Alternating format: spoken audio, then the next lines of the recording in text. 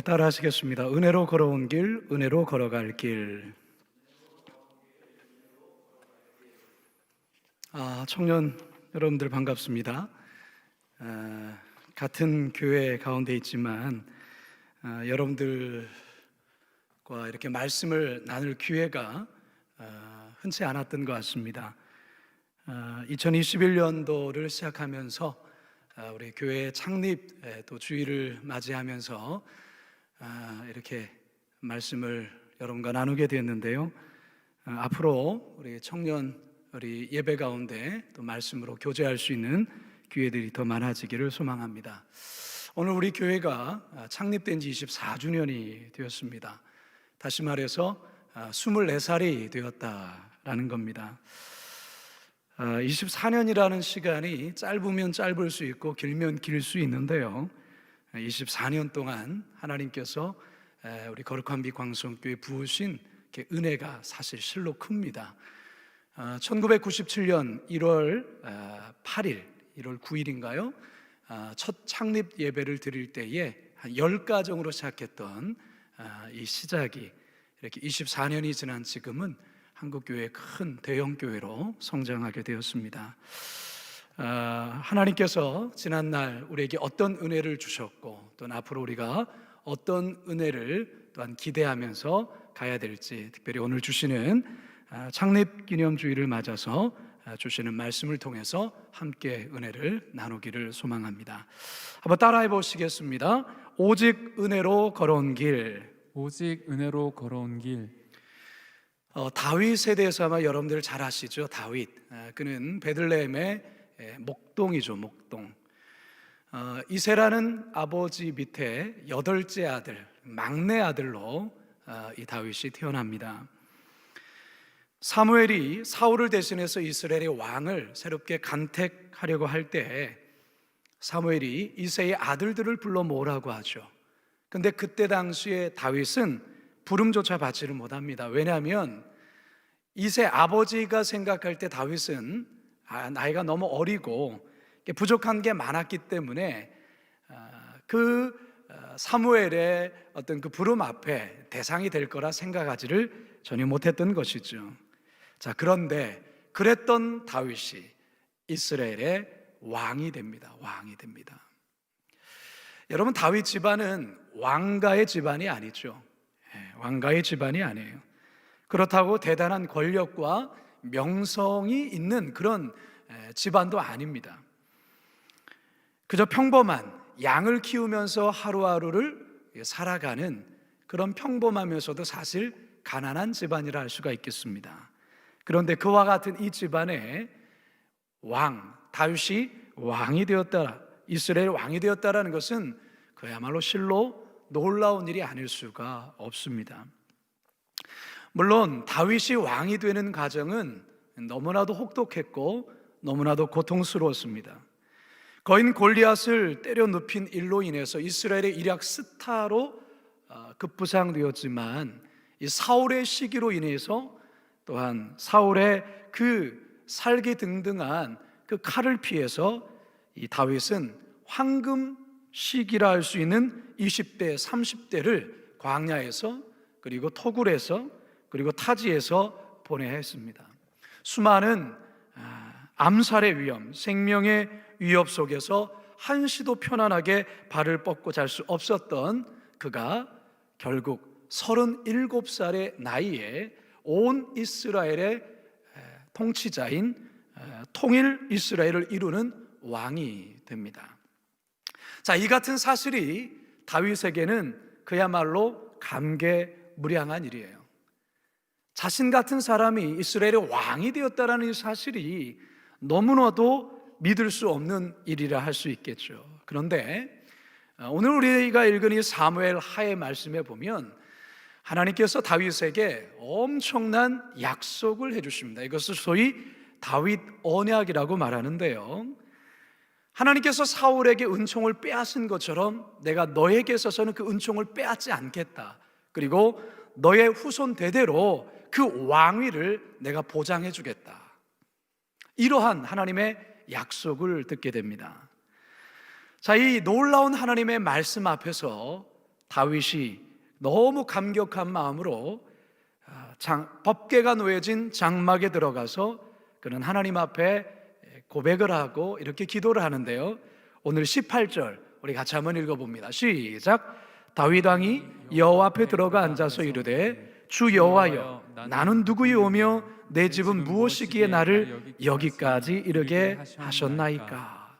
자, 이 말은 이런 거예요. 주님, 도대체 제가 뭔데 내 집안이 무엇이 가운데 이토록 큰 은혜를 저에게 베푸십니까? 아무리 생각해도 나는 이 은혜를 받을 자격이 없는 자입니다. 그런데 어떻게 저에게 이 엄청난 은혜를 베푸십니까? 그렇게 감격적인 고백을 하고 있는 거예요. 제가 오늘 이 설교를 준비하면서 이 다윗의 이 고백을 들으면서 마음에 말할 수 없는 감동이 저에게 찾아왔어요. 사실 이 다윗의 고백은 여기 서 있는 저의 고백이기도 합니다.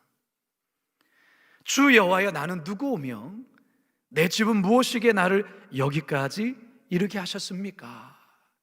내가 누구간데 이 거룩한 빛 광송교회의 위임 목사로 여기에 세우셨습니까? 이게 저의 고백이에요. 여러분 청년들과 자주 만날 기회가 없어서 저의 삶을 이렇게 나눌 그런 기회도 많이 갖지를 못했던 것 같은데요. 사실 저는 우리 청년부를 파트 사역자로 사역했던 적이 있어요. 10년 전에. 제가 그 쭉 얘기를 할 텐데요. 저의 원래 고향은 제주도입니다. 제주도. 저는 제주도에서 태어났습니다. 아주 평범한 노동 일을 하시는, 제주도는 돌이 많은 곳이잖아요. 저희 아버지가 무엇을 했냐면 큰 돌덩어리를 연장으로 깨뜨려서 네모반듯하게 만들어서 그 돌을 담을 쌓는 일을 평생을 하셨어요. 저희 어머니는 어떤 일을 했냐면 제주도에 가면 동문 재래시장이 있어요. 그 재래시장의 그 노상에서 지나가는 사람들에게 이 동태를 파는 그런 일을 저희 어머님이 하셨어요. 그러니까 노동자이신 아버지와 그리고 시장에서 장사하시는 어머니 사이에 다섯째 아들, 막내로 제가 태어났어요. 그러니까 저희 가정이 참 가난했죠. 가난했습니다. 그래서인지 모르겠지만 저는 좀 어릴 때부터 자존감이 별로 높지가 않았어요. 열등감이 좀 많았어요. 가정 형편이 별로 좋지 않은 것에 대한 부분도 있었고, 이렇게 외모에 대한 열등감도 있었고, 특히 공부를 그렇게 썩 잘하는 편은 아니었어요. 그러니까 이런 것들이 저의 마음에 열등감으로 많이 작용을 했었습니다.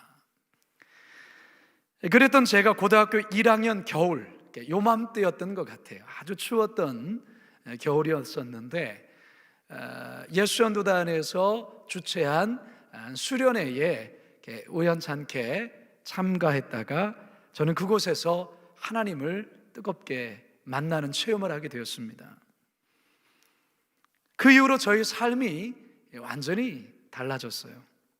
물론 그렇다고 해서 저희 집안이 갑자기 부자가 되고 어려웠던 문제들이 갑자기 좋아지고 그런 거 아닙니다. 여전히 저희 집안은 가난했고 경제적으로 힘들었고 어려웠어요.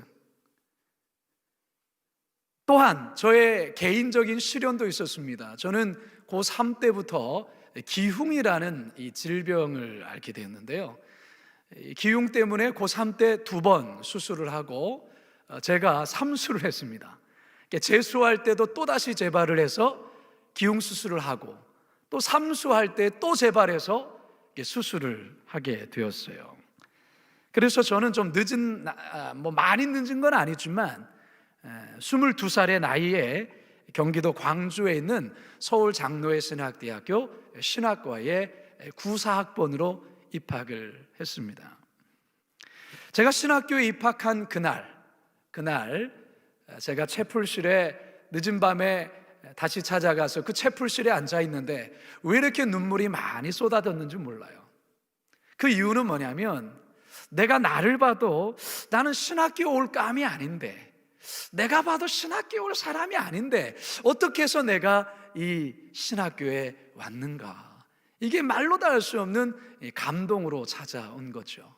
그래서 그 밤에 밤새도록 하나님 앞에 울면서 기도했던 기억이 납니다. 그리고 신학교 4년 내내 이제 신학 공부도 했지만 IBF라는 선교단체에서 이 하나님 나라를 꿈꾸면서 제자 훈련하는 일들을 했습니다. 4년 내내 개척을 하면서 헌신을 했고, 졸업하고 난 이후도 3년 동안 이 캠퍼스 사역에 헌신을 했어요. 그 이후에 신대원에 들어갔고요.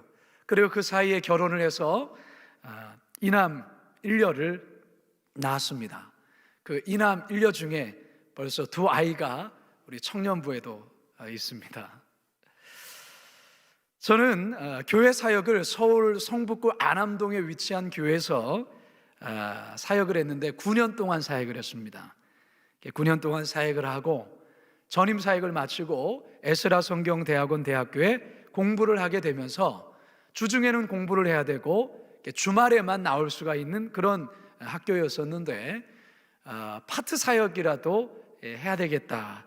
그러면서 파트 사역지를 구하다가 오게 된 데가 어디냐? 바로 이 거룩한 빛 광성교회였어요. 거룩한 빛 광성교회 청년부, 그때 당시에는 3팀을 맡았던 것 같아요. 3팀, 그리고 비저너리 찬양 인도를 하게 됐습니다. 그러면서 이 광성교회와 인연을 맺게 되어서 제가 청년부에 몸담으면서 2년 동안을 사역을 한 거예요. 그리고 나자 이제 정성진 목사님께서 3년 차가 되니까 이제 전임 사역을 제안을 하셨어요. 그래서 제가 5교구에서 2년, 그리고 6교구에서 1년, 그래서 제가 거룩한 빛 광성교회에 총 5년 동안 사역을 하게 됐는데 2014년 1월에 제가 충청북도에 있는 충주의 충일교회 담임 목사로 제가 부임하게 됩니다. 사실 우리 교회의 그동안의 분위기는 어떤 분위기였냐면, 부목사님들이 교회를 나갈 때는 보통 개척을 하면서 교회를 나가는 분위기였어요. 따라서 저 역시도 개척을 당연히 생각을 했었는데, 하나님께서 저를 충주로 담임 목사로 불러주셨어요. 그야말로 하나님의 은혜가 아닐 수가 없어요. 사실 왜 그러냐면 전혀 기대하지를 못했어요. 우리 애들 어른 앞에서 약 600에서 700명 정도 모이는 그런 교회였는데, 거기에 담임으로 간다는 것은 참 어렵습니다. 1차 서류를 넣었는데 합격이 된 거예요. 2차 서류도 합격하고 3차까지도 합격한 거예요. 그리고 최종 2명까지 올라간 상황에서 이제 그 교회에서 마지막 설교를 하고 최종적으로 이제 결정하는데 제가 담임 목사로 결정이 된 거예요. 충일교회에서 제가 4년 10개월 동안 정말 재미있게 아주 열심히 사역을 했습니다. 하나님께서 은혜를 주셔서 제가 갔을 때보다 약 2배의 성장을 4년 10개월 만에 허락을 해주셨죠. 그리고 전혀 생각지 못하게 제가 2018년 12월 첫째 주일 이곳, 제가 청년부 사역을 했던 이곳에 제가 담임 목사로 부임하게 된 것입니다. 사실 이것은 하나님의 기적이라고밖에는 표현할 길이 없어요. 하나님의 은혜라고밖에는 표현할 길이 없어요. 사실은 제가 청년부 사역할 때 저희 청년부의 멤버가 지금은 목사님이 되어서 여러분을 가리키고 있어요. 박정은 목사님, 제가 3팀 맡았을 때에 그야말로 별로 좋지 않은 인상에 항상 저 뒤에 앉아있던 청년이었었는데, 어떻게 하나님께서 저렇게 역사하셔서 목사님이 되셔서 이 예배에 앉아있다니, 참 이거는 어떻게 설명할 길이 별로 없습니다.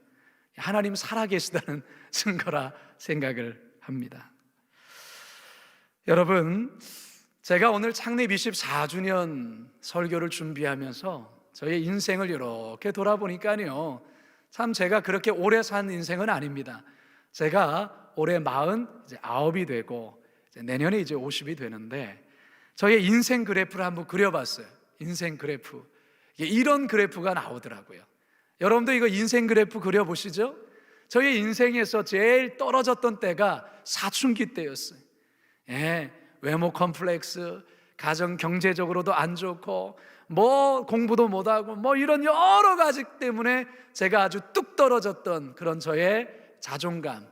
그런데 예수님을 만나면서 회복되어지고, 그런데 또다시 내려왔죠.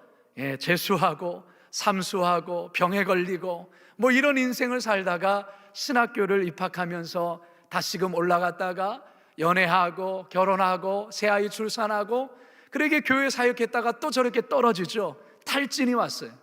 그리고 다시 에스라 성경 대학원에서 공부하면서 다시금 저렇게 저의 인생의 그래프가 저렇게 그려졌어요. 우리 청년 여러분들도 인생을 살다 보면 저와 같은 저런 그래프가 아마 나올 거예요. 지금 이 코로나 상황에서 우리 청년들 대단히 어려운 시기를 보내고 있는 거 잘 압니다. 그런데 여러분, 한번 여러분의 삶을 돌아보시면 그 삶의 자리 가운데 하나님의 그 은혜의 흔적들이 있을 거예요. 있을 거예요. 우리 교회가 24년이 됐는데, 우리 교회가 여기까지 오는 과정에 어려움이 없었겠습니까? 숱한 어려움들이 많았었죠. 그런데 하나님의 놀라운 은혜로 말미암아 하나님이 여기까지 인도하셨어요. 우리 사랑하는 청년 여러분들, 오늘 창립 기념 주일을 맞아서 또한 우리의 지난날의 삶을 돌아보면서 하나님의 은혜가 무엇이 있는가를 한번 곰곰이 생각하시면서 하나님께 감사하는 시간이 되었으면 좋겠어요. 저 또한도 설교를 준비하면서 제가 하나님 앞에 감사했더니 감동의 마음이 우리 청년들 여러분의 마음이었으면 좋겠다 생각이 듭니다. 오늘 여러분들 오직 은혜로 걸어온 길에 대한 이 고백이 여러분 모두의 고백이 되길 주님의 이름으로 축원합니다. 두 번째 한번 따라해 볼까요? 오직 은혜로 걸어갈 길. 오직 은혜로 걸어갈 길. 다윗이 이스라엘의 왕이 됐다는 사실이 놀라운 일이에요. 자격도 안 되고 조건도 안 되는 다윗 자신이 잘 알아요. 그러나 하나님께서 이스라엘의 왕으로 통치자로 세우시고 나라를 평안으로 지켜주심에 대해서 이 다윗이 너무너무 감사했던 것이죠. 그런데 하나님이 이런 다윗에게 앞으로의 인생에 대해서도 하나님이 더 큰 은혜를 주시겠다고 약속하신 거예요. 자, 사무엘하 7장 12절 14절 한번 읽어볼까요? 시작.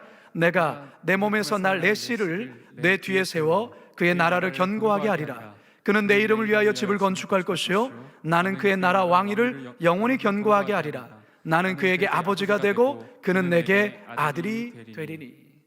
하나님께서 이 다윗에게 다윗의 아들과 그 후손들에 대한, 그리고 그의 왕위를 영원히 견고하게 세워주시겠다고 이렇게 약속을 한 거예요.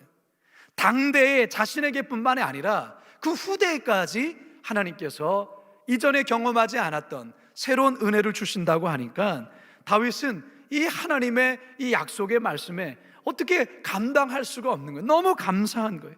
그래서 다윗은 25절과 26절을 통해서 이러한 반응의 기도를 드립니다. 함께 읽어볼까요? 시작. 여호와 하나님이여, 이제 주의 종과 종의 집에 대하여 말씀하신 것을 영원히 세우시며 말씀하신 대로 행하사 사람이 영원히 주의 이름을 크게 높여 이르기를 만군의 여호와는 이스라엘의 하나님이라 하게 하옵시며 주의 종 다윗의 집이 주 앞에 견고하게 하옵소서. 아멘.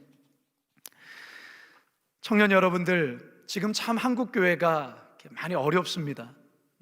여러분들 다 느끼고 알다시피 이 코로나로 인하여서 여러분들 우리가 대면에서 예배할 수 없고 온라인으로 이렇게 예배해야 되는 이런 상황 속에서 사실은 참 걱정이 솔직히 많습니다. 목회자인 저로서는 걱정이 많죠. 일상의 모든 것들이 이전과는 완전히 달라져 버렸잖아요. 그래서 누군가는 코로나 시대 이전과 코로나 시대 이후로 이 역사가 그렇게 나뉘어진다, 그런 말도 하지 않았습니까? 앞으로의 미래를 우리가 예측하기가 어려운 거예요. 특히 이 목회와 관련해서, 앞으로의 교회 신앙에 관련해서는 참 어려운 시대를 우리가 지나가고 있다는 것입니다. 제가 설교를 준비하다가 우연찮게 이 예레미야 17장의 말씀이 저의 이렇게 눈에 띄었는데, 이 말씀이 얼마나 저에게 큰 위로가 되었는지 몰라요. 한번 보실까요? 예레미야 17장 5절에서 8절입니다. 시작. 여호와께서 이와 같이 말씀하시니라. 무릇 사람을 믿으며 육신으로 그의 힘을 삼고 마음이 여호와에게서 떠난 그 사람은 저주를 받을 것이라.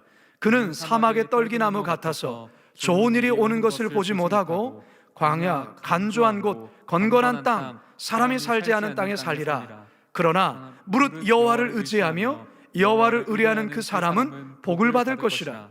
그는 물가에 심어진 나무가 그 뿌리를 강변에 뻗치고 더위가 올지라도 두려워하지 아니하며 그 잎이 청청하며 가무는 해에도 걱정이 없고 결실이 그치지 아니함 같으리라. 아멘. 여러분, 무슨 말입니까? 여러분, 가뭄에 나무들이 자라기는 대단히 어렵죠. 그런데 가뭄이 들어도 그 뿌리가 강변에 뻗쳐 있는 나무는 결코 마르지 않는다는 것이죠. 결코 죽지 않는다라는 거예요. 오히려 이 말씀에 의하면 그 잎이 청청하며 오히려 결실을 계속해 나간다고 이야기하고 있어요. 저는 이 말씀에 아주 큰 마음의 도전을 받았어요. 지금 코로나의 이 영적인 가뭄과도 같은 이와 같은 시대 속에 우리 청년들이 정말로 살아가기가 어려운 이 시대 속에 우리가 이 어려움을 뚫고 나갈 수 있는 그 길을 이 예레미야 17장을 통해서 너무나도 분명히 말씀해주고 있다는 것입니다. 그것이 무엇입니까? 무릇 여호와를 의지하며 여호와를 의뢰하는 그 사람은 복을 받을 것이라는 것이죠. 물가에 심겨진 나무와 같이 된다라는 거예요. 사랑하는 여러분, 복음의 본질의 뿌리를 깊이 내린 성도, 복음의 본질에 충실한 교회, 코로나와 같은 이 엄청난 이 시련 속에서도 견딜 수 있어요. 버틸 수 있어요. 메마르지 않아요. 요동하지 않아요. 여러분, 오히려 더 이와 같은 때에 잎이 청청하고 결실을 더 많이 맺을 수 있어요. 이게 바로 오늘 성경 예레미야 17장의 말씀이 우리들에게 주는 귀한 교훈이에요. 여러분, 우리 교회가 2020년 동안 이제 코로나를 터지고 교회 출입을 이제 차단을 하고 모든 것이 이제 영상으로만 목회를 할 수밖에 없는 이 상황에서 이 위임 목사인 저는 굉장히 고민을 많이 했어요. 한 번도 가보지 않은 길을 걸어가는 듯한 불안과 초조와 긴장이 있었어요. 그런데요, 하나님께서 정말로 생각지 않은 많은 아이디어를 하나님께서 주셨어요.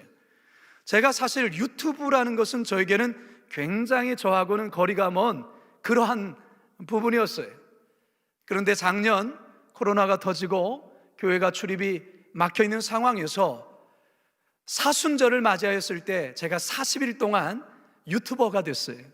유튜버가 돼서 매일마다 이렇게 말씀을 전하고 가정 예배를 인도하고 이벤트를 행하고 40일 동안 하게 됐어요. 저 꽤 나름 유명한 유튜버가 됐어요.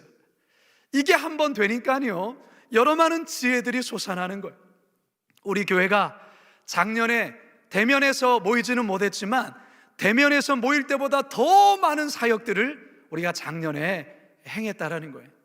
여러분, 우리 교회가 온라인 홈쇼핑을 했던 거 아세요? 사랑의 홈쇼핑. 우리가 늘 매년마다 우리 장학금을 마련하기 위해서 사랑의 바자회라는 것을 하는데 그것을 이번에는 홈쇼핑으로 했다, 그 말이에요. 또한 교회 안에서 이 전도하는 일을 사실은 못 하잖아요. 그런데 TV는 사랑을 싣고라는 주제를 갖고서 우리 믿지 않은 가족들 TV 앞에 모이게 해서 그들에게 복음을 전하고 그들에게 선물도 나누고 뭐 요즘에는 참 카카오톡 뭐 이런 걸로 선물 보내기도 굉장히 편리해졌더라고요. 그런데 더 놀라운 간증을 들었어요. 하나님을 거부했던 아버지가 그 TV는 사랑을 싣고를 통해서 예수님을 영접하고 복음을 받아들인 그런 기적 같은 일이 벌어졌어요. 그 아들이 지난 성구 영신 예배 때에 간증을 했었죠. 그러니까 이런 놀라운 역사들이 지난 2020년 코로나의 사태 속에 우리 교회가 감당했단 말이죠. 여러분, 무엇을 말하는 걸까요? 여러분, 환경과 상황이 이렇기 때문에 난 이제는 끝났어, 이제는 뭔가 할 수가 없어 라고 한다면 할 수 없어요. 그런데요, 그런 상황 속에서 하나님을 의지하고 하나님께 뿌리를 내리고 주님을 바라보면서 기도하면 하나님께서 지혜를 주세요. 그 길을 열어갈 수 있는, 뚫고 갈 수 있는 용기와 내적인 힘을 주시더라는 거예요. 사랑하는 청년 여러분, 여러분 그렇습니다. 여러분들이 이 말씀을 꼭 믿고 여러분 아멘으로 선포하셔야 됩니다. 올해 우리 교회 표어가 뭡니까? 우리 청년들 다 아실까요? 장성한 분량까지 자라가라. 코로나 시대에 하나님께서 저희 마음 가운데 이 표를 2021년도 표를 주셨어요. 아니, 모이지 못하는데 어떻게 자라갈 수 있을까? 어떻게 장성한 분량까지 성장할 수 있을까? 우리 그런 의아함을 가질 수 있죠. 예, 오히려 지금 코로나 이 시대가 우리의 신앙을 더욱더 단단케 할 수 있는, 더욱더 성장할 수 있는 기회라는 것을 여러분 아셔야 돼요. 장성한 분량까지 자라가라. 이게 오늘 이 올해 우리 교회에 주신 표예요. 그래서 저는 우리 성도들, 온 성도들과 함께 이 장성한 분량까지 자라가라 라는 이 표를 갖고 프로젝트를 우리가 실시하는 것을 몇 가지를 준비를 했어요. 한 뼘 더 자라기 프로젝트라는 건데, 한 뼘이 이 엄지에서 이 새끼까지 이 길이를 한 뼘이라고 하잖아요. 더도 말고 덜도 말고 한 뼘 정도 자라자. 제가 지난번 설교 때에 그럼 이 한 뼘이라는 게 어떤 의미냐라고 제가 설명을 드렸어요. 그 한 뼘 더 자란다라는 것은 이런 의미예요. 여러분들이 2020년보다 2021년도가 더 성장해야 된다. 그게 한 뼘 더 자란 것을 말하는 거예요. 또 한 가지는 무엇이냐면, 여러분들이 예수님을 믿기 전의 삶과 예수를 믿고 난 이후의 삶, 분명히 달라져야 되는 것 아시죠? 예수 믿기 전보다 지금의 삶이 더 나아야 된다. 이게 한 뼘 더 자란 거예요. 마지막으로, 여러분들이 세상에서 또한 직장 생활에서 예수님을 믿지 않은 저 사람들보다 여러분들의 인격과 여러분들의 언어 생활이나 여러분들의 그 풍기는 어떤 이미지가 저들보다는 나아야 된다는 거예요. 이게 바로 한 뼘 더의 의미예요.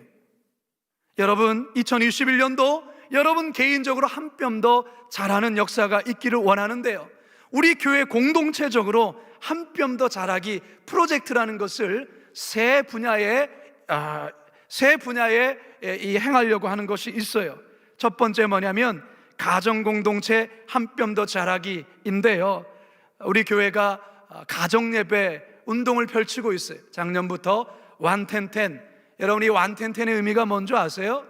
일주일에 한 번 밤 10시에 10분 예배 드리기 운동이 완텐텐 가정예배 프로젝트예요. 10분 예배 드리는 거 할 수 있잖아요. 그래서 온 가족들이 10분 예배 드리는 것, 이거 어렵지 않으니까 이거 전 교회적으로 한번 행하자 해서 우리 교회가 완텐텐 가정예배 프로젝트를 1년 동안 한 거예요. 우리 청년들도 이 가정예배 프로젝트에 함께 꼭 동참하실 수 있기를 바라겠습니다. 이제 2021년도에는 좀 더 업그레이드된 버전으로 행하려고 합니다. 우리 교회에서 오늘 드라이브스루를 통해서 우리 성도들에게 이 떡국떡을 이게 1.5kg짜리인데 이거 오늘 창립기념 선물로 우리 성도들 교회 드라이브스루 오실 때 지금 나눠드리고 있어요. 이것과 또 성경 올해의 말씀 카드 나눠드리고 있고, 그리고 또 하나 나눠드린 것이 바로 이거예요. 이게 뭐냐? 이 종이를 여러분 나눠드리는 건데요, 한 뼘 더 자라기 원텐텐 가정예배 업그레이드 버전으로 우리 성도들에게 이거를 잘해보라고 하면서 준비해드리는 건데, 이거를 오리고 자르고 풀칠하면 이렇게 집 모양이 나와요. 여기에는 우리 청년들 이름, 그리고 기도 제목, 그리고 일주일에 꼭 한 번은 예배하겠습니다 라는 그런 의미가 담겨 있는 그런 것을 체크할 수 있는 그런 모형물이에요. 우리 청년들도 이 11010 업그레이드 버전 가정예배에 꼭 동참할 수 있기를 바라겠고요. 작년에 우리 전교인들이 또 가정에서 성경 일독하기, 성경 통독 일독하기 운동을 했어요. 우리 청년들 얼마나 성경을 많이 읽는지 모르겠어요. 오히려 신천지 이단에서는 성경 공부 엄청 많이 하는 거 아시죠? 우리들의 신앙의 수준으로는 신천지 이겨내지를 못해요. 여러분, 우리 청년들이 정말 여기에 좀 더 선한 도전을 받았으면 좋겠어요. 적어도 1년에 2동 내지 조금 더 욕심을 부린다면 3독 정도를 꼭 하실 수 있으면 좋겠어요. 아니면 1독이라도 꼭 하실 수 있기를 바랍니다. 그래야 여러분들이 말씀을 붙들고 이 험한 세상 살아갈 수 있는데요. 올해는 성경 쓰기를 우리 교회적으로 이제 운동을 펼치려고 합니다. 성경을 써보는 것이죠. 직접 내가 성경을 만드는 것이죠. 이런 운동을 펼칩니다. 두 번째는 다음 세대 공동체 한 뼘 더 자라기라는 프로젝트인데요. 우리 교회가 특별히 젊은 세대, 청년 세대를 위해서 다음 세대 비전 센터를 이제 건립을 추진하려고 합니다. 우리 청년들이 큰 본당에서 예배 드릴 때에 여러 가지로 사실은 어려움이 있습니다. 그래서 우리 청년들이 뿐만 아니라 우리 청소년들의 최적화된 그런 환경의 홀을 준비하려고 합니다. 뿐만 아니라 여러 소그룹 모임 장소들, 그런 다양한 것들을 이제 준비하려고 해. 이것은 이제 우리 교회가 10년 후에, 20년 후에 지금같이 건강한 교회로 자랄 수 있는 그런 환경, 하드웨어적인 부분을 마련하기 위한 부분입니다. 특별히 결혼하고 젊은 세대들이 정말로 말씀으로 준비가 되지 않으면 앞으로의 신앙 부분이 정말로 어려워지겠다, 우리 교회가 이것을 준비하지 않으면 안 되겠다라는 그와 같은 마음에 그런 마음으로 다음 세대 비전센터 건립을 올해 구체적으로 실행하고자 합니다. 우리 청년들도 일에 함께 기도해 주셔야 돼요. 일에 여러분들도 함께, 물질로도 함께 동참해 주셔야 돼요. 여러분들 함께 꼭 기도해 주시기를 바라겠습니다.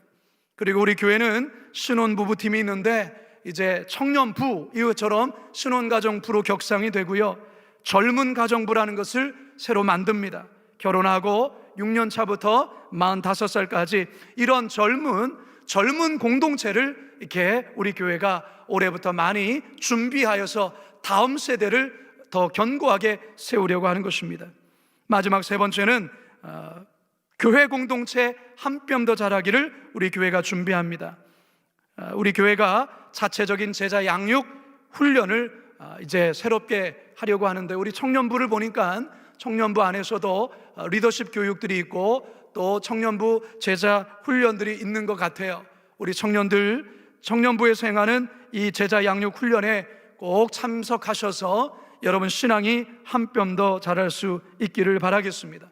그리고 미디어 사역의 강화를 하려고 합니다. 오늘 우리 교회가 이 교육부뿐만 아니라 교육부 대상으로 좀 더 미디어 사역을 활발하게 하고자 스튜디오를 하나를 개소식을 했어요.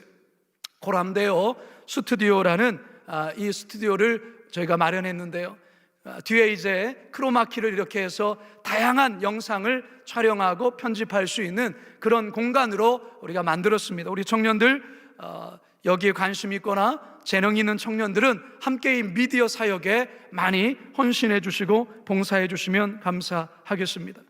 여러분, 우리 교회가 지금까지 은혜로 왔는데 앞으로도 하나님의 은혜로 걸어갈 수 있기를 주님의 이름으로 축원합니다. 마지막으로 함께 따라합니다. 오직 하나님께만 영광. 오직 하나님께만 영광. 다윗이 하나님 앞에 고백한 그 기도를 보게 되어지면 오직 하나님만 영광 받으소서라고 말할 수가 있어요. 오직 하나님만 영광 받으소서. 시편 57편 11절에 보면 하나님이여 주는 하늘 위에 높이 들리시며 주의 영광이 온 세계 위에 높아지기를 원하나이다, 이렇게 고백하고 있어요. 다윗이 이 기도의 마지막 부분에 보게 되어지면 하나님에 대한 이 열망, 하나님에 대한 간절함이 이 기도 속에 곳곳에 녹아져 있는데요, 그 하나님의 영광을 구하는 그 간절함이 우리가 이 오늘 본문을 통해서 발견합니다. 7장 22절을 보면 그런즉 주 여호와여 주는 위대하시니 이는 우리 귀로 들은 대로는 주와 같은 이가 없고 주 외에는 신이 없으심이니이다. 다윗의 마음속에 하나님에 대한 경외함과 찬양이 가득하다라는 것이죠. 사랑하는 여러분, 우리의 삶의 이유, 우리가 존재하는 이유, 하나님께 영광 돌리는 삶이 우리들이 살아갈 이유이자 또한 바로 우리가 살아가는 큰 존재 이유라 할 수가 있겠습니다. 우리 교회가 여기에 존재하는 이유가 무엇일까? 그것은 우리의 교회를 통해서 하나님의 영광을 나타나기 위해서 바로 여기에 우리 교회가 존재하는 겁니다. 우리 교회가 여기에 존재하는 이유는 저 북한 땅에 하나님 영광이 나타나게 하기 위해서, 우리 교회를 통해서 하나님이 영광 받으시기 위해서 우리 교회가 여기에 존재하는 것이죠. 우리 교회가 여기에 존재하는 이유는 다음 세대, 젊은 세대들이 힘있게 일어나서 그들을 통해서 하나님의 영광이 나타나야 하는, 그래서 하나님 영광 받으시기 위해서 하나님께서 우리 교회를 이곳에 세운 줄로 믿습니다. 따라서 청년 여러분들, 청년의 시기는 그렇게 길지 않습니다. 이 짧은 시기를 살아가면서 여러분들의 인생의 목표 가운데 무엇을 위해 살아갈 것인가? 하나님의 영광을 위해서 살아가리라. 그 마음에 깊은 다짐을 하게 되어질 때에 하나님께서 여러분 삶의 다윗과 같은 놀라운 은혜로 여러분께 하나님께서 은혜를 반드시 베풀어 주실 것입니다. 이제 저는 말씀을 마치려 합니다. 우리 교회가 이제 24살 청년이 되었어요. 24살의 생일을 맞았어요. 24살까지 아프지 않고 건강하게 자란 것이 얼마나 감사한지 모르겠습니다. 이제 우리 교회 하나님의 은혜로 여기까지 왔기에 이제 새로운 하나님의 은혜를 바라보면서 믿음으로 걸어가야 됩니다. 그리하여서 오직 하나님께만 영광을 돌릴 수 있어야 합니다. 우리 청년 여러분들, 2021년 이제 오늘 창립주일을 시작으로 해서 다시금 하나님을 향한 그 열정과 열심을 갖고 오직 하나님의 은혜에 여러분들 열심히 달려가시며 여러분의 인생을 통해서 하나님께 영광 돌릴 수 있는 우리 청년들 다 되시기를 주님의 이름으로 축원합니다. 기도하시겠습니다. 사랑과 은혜가 많으신 아버지 하나님, 고맙고 감사드립니다. 창립 24주년을 맞으면서 하나님, 지난 날을 돌아보니 모든 게 하나님의 은혜였다 고백하지 아니할 수 없습니다. 우리 청년부를 또한 사랑하셔서 지금까지 우리 청년부에 또 놀라운 부흥도 주시고 은혜도 주신 것 감사합니다. 이제 우리 교회는 새로운 내일을 향해서 하나님의 은혜에 기대며 걸어가기를 소망합니다. 주께서 복을 내려주시고 우리 청년들, 특별히 하나님이 어려운 코로나 시기 속에 하나님 좌절하지 아니하고 낙심하지 아니하고 하나님 은혜를 붙잡으며 하나님의 영광을 위해 살아가는 청년들 되게 하여 주옵소서. 무엇보다도 우리 이번에 새롭게 사역하시는 우리 아버지의 귀한 사역자들, 우리 네 분의 사역자들 주님께서 축복하셔서 이 청년부를 잘 이끌어가는데 조금도 부족함이 없도록 역사하여 주시옵소서. 감사와 찬양을 주님께 올려드리오며 예수님의 이름으로 기도드리옵나이다. 아멘. 축도합니다. 지금은 우리 주 예수 그리스도의 은혜와 하나님 아버지의 극진하신 사랑하심과 성령님의 감화감동 역사 충만하심이 은혜로 걸어온 길, 은혜로 걸어갈 길의 말씀을 듣고 지금까지 걸어왔던 길, 이제 은혜로 또한 앞으로도 걸어가겠습니다. 다짐하며 나간 우리 청년들 위해, 우리 사역자들 위해, 앞으로의 청년의 모든 사역 위해 영원토록 함께 하시기를 간절히 축원하옵나이다. 아멘.